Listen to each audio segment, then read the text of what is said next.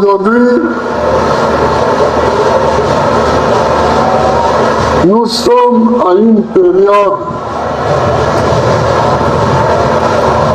où il y a l'élection présidentielle qui arrive dans 6 mois et en même temps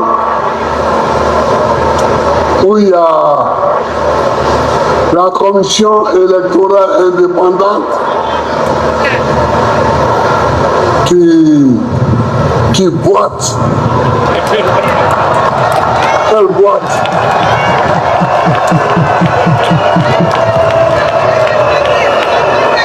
Elle boite. Elle boite au lieu de marcher.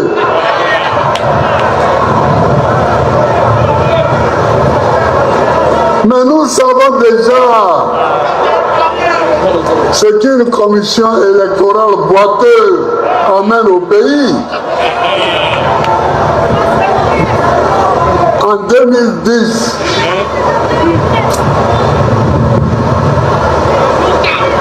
la commission électorale était dirigée par l'opposition.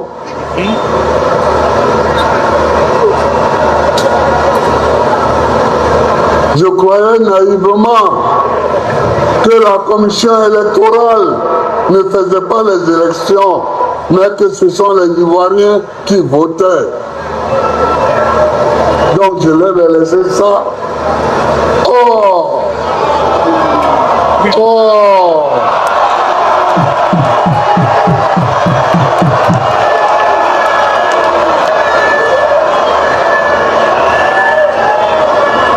Oh, je me trompais.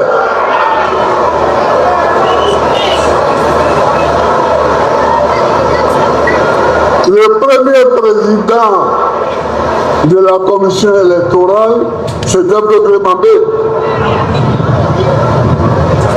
Bloqué Mambé, qui est aujourd'hui Premier ministre, de qui vous savez.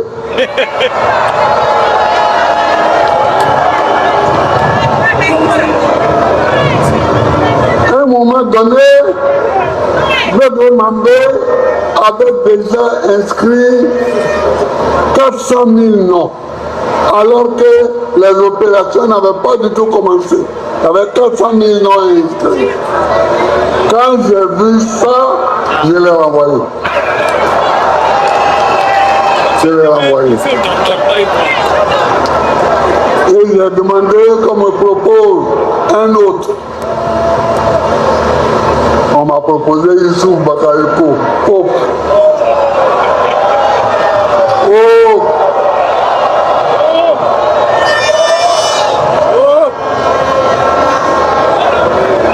Donc moi j'ai vu des commissions électorales qui boitent.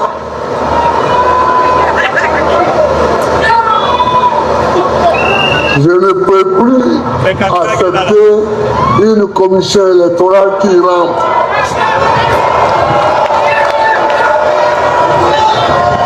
Je ne peux plus accepter ça.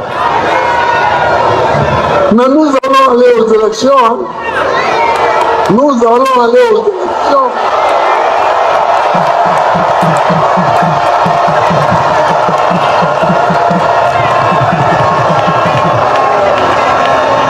Parce que ceux qui croient que, bon, on va les fatiguer et puis ils vont se fâcher pour dire on va pas aux élections. Là. Et allez leur dire qu'ils se trompent.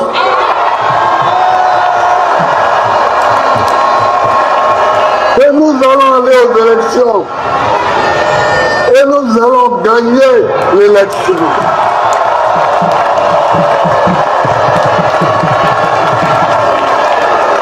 Nous allons aller aux élections et nous allons gagner l'élection.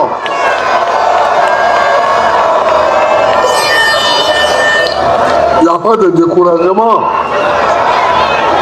Quand vous voyez une commission électorale qui boite, il faut la combattre. Il faut la combattre. Il faut la combattre jusqu'à ce que son pied soit redressé. Nous étions représentés par Demba Traoré, mon jeune ami, qui est avec moi depuis 1990. Il est venu avec moi parce que je lui ai dit de quitter la commission électorale. Parce que ce n'est pas une commission électorale. Demba Traoré, présente-toi à eux. Ils vont t'acclamer.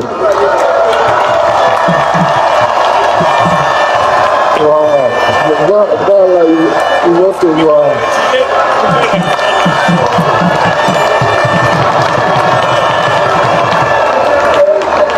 Merci.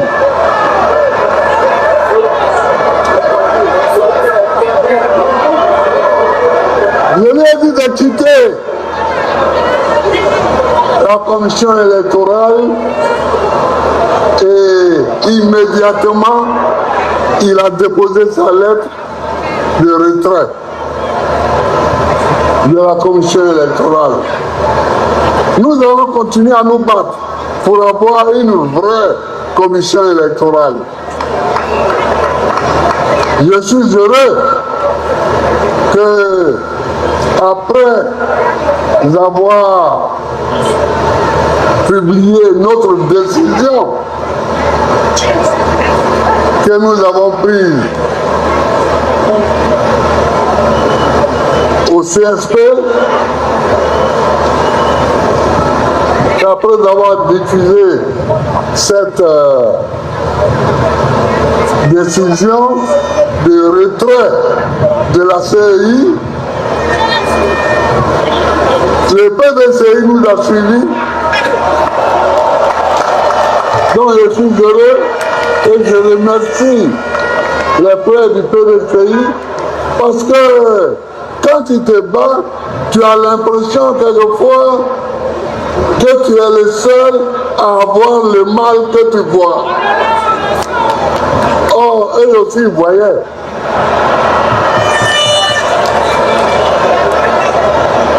Aussi, Benjo, remercie ton parti de nous avoir emboîté le pas. J'ai vu d'autres déclarations, la déclaration de Daniel Boni, etc. Et j'ai vu que tout le monde parlait maintenant de cette décision. C'est bien. C'est bien, mais ça ne suffit pas. C'est bien, mais ça ne suffit pas. Moi, je ne combats pas Koulibaly. Je combats un système global.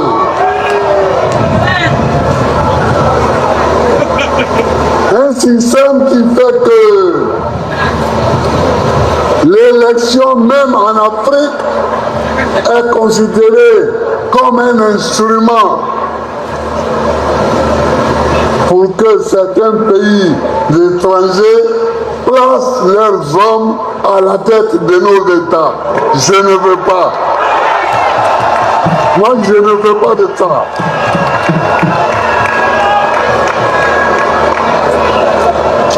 C'est pourquoi je parle de souveraineté. Qu'est-ce que c'est que la souveraineté? Quand on est souverain, on prend soi-même les décisions qui nous concernent.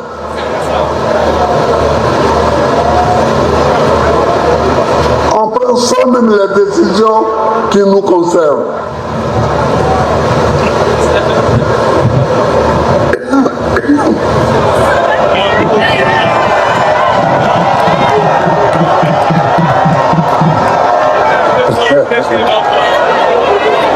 Il faut me dire là tout.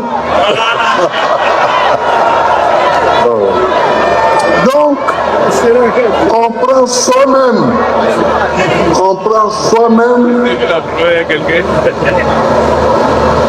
les problèmes, les décisions qui nous concernent. Comment? Pour puiser dans l'histoire.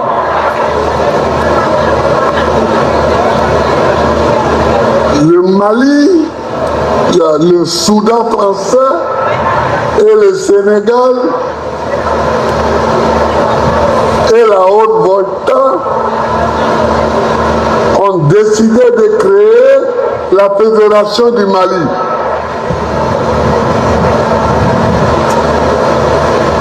En 1958.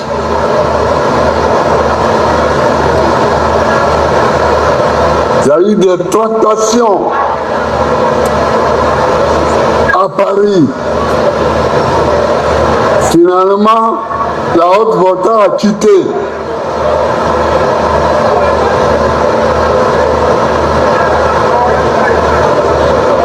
Sont restés le Sénégal et le Soudan français.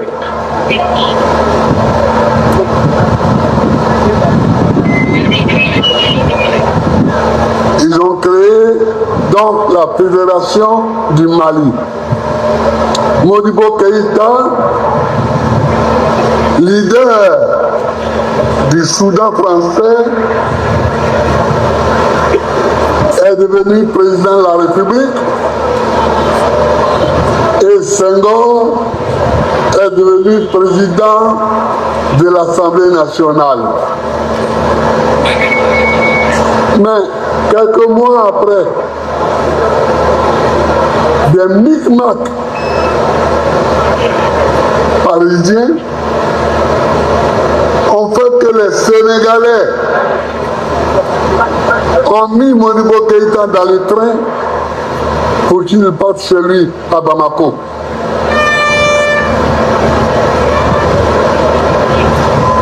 Il est arrivé chez lui et Senghor a pris la présidence du Sénégal. C'est ça la non-souveraineté. Ça c'est la non-souveraineté. Quand une décision qui vous concerne est prise ailleurs pour vous être imposée, c'est que vous n'êtes pas souverain. C'est que vous n'êtes pas souverain. Et je suis pour que les Africains soient souverains. C'est-à-dire pour qu'ils décident eux-mêmes ce qu'ils veulent faire pour leur pays.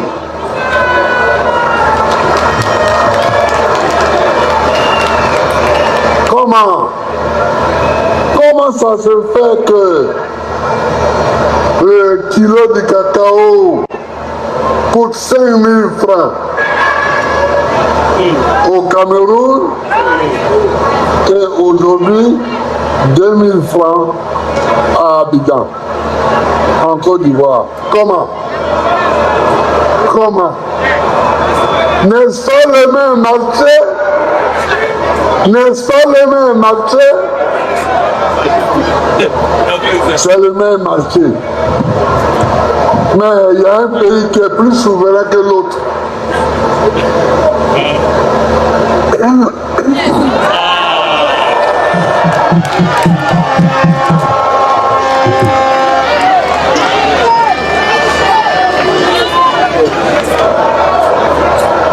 Pardonnez à la toux.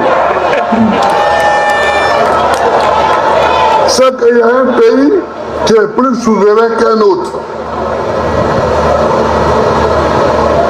Et que ça ne gêne pas de donner, que 5 000 francs par kilo aux paysans, alors que dans l'autre on lui dit hey, attention, hein, tu as trop de dettes, donc il faut voir. Tu as trop de dettes, donc il faut voir.